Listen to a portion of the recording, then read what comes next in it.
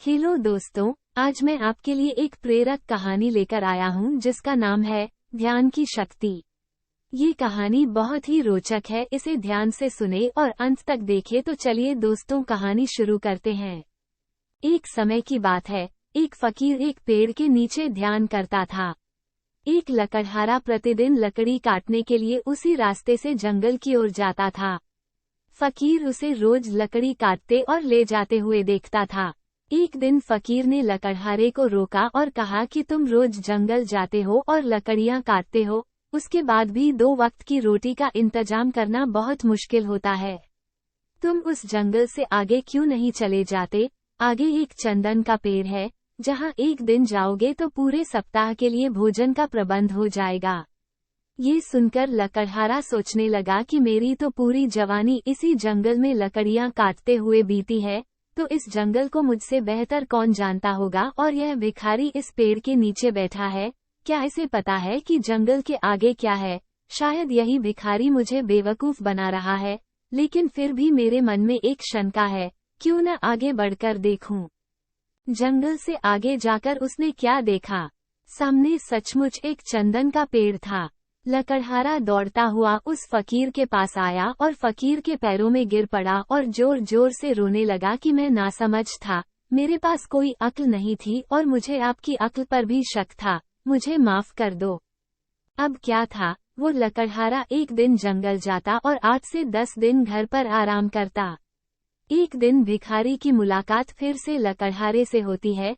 तब भिखारी लकड़हारे से कहता है, तुम कितने मूर्ख हो, तुम चंदन के जंगल में फंस गए हो।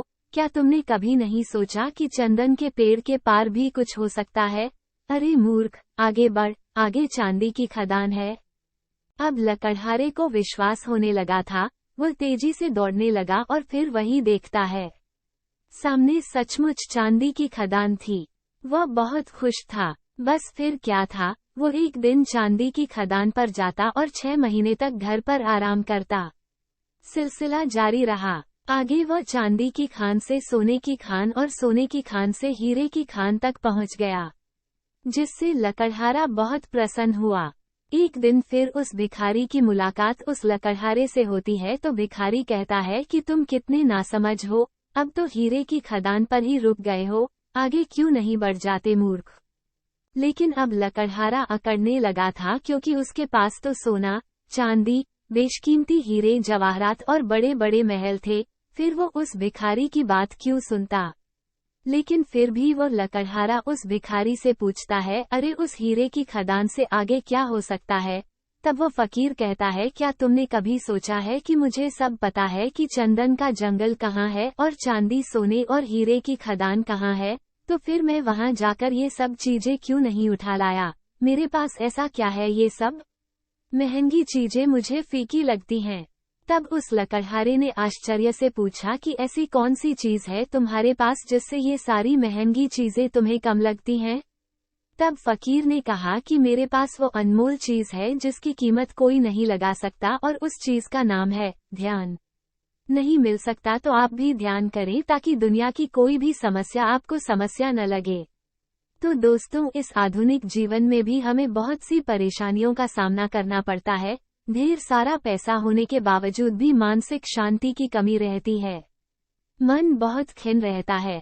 तनाव हर तीसरे इंसान की समस्या है। अगर आप इन सभी समस्याओं से छुटकारा पाना चाहते हैं तो अभी से मेडिटेशन करना शुरू कर दें। शुरुआत में दिक्कत होगी, लेकिन बाद में यह आदत बन जाएगी और इसका जीवन पर बहुत सकारात्मक असर पड़ेगा। तो जल्दी से शुरू करें ध्यान। दोस्तों, आपको ये कहानी कैसी लगी नीचे कमेंट करके जरूर बताएं।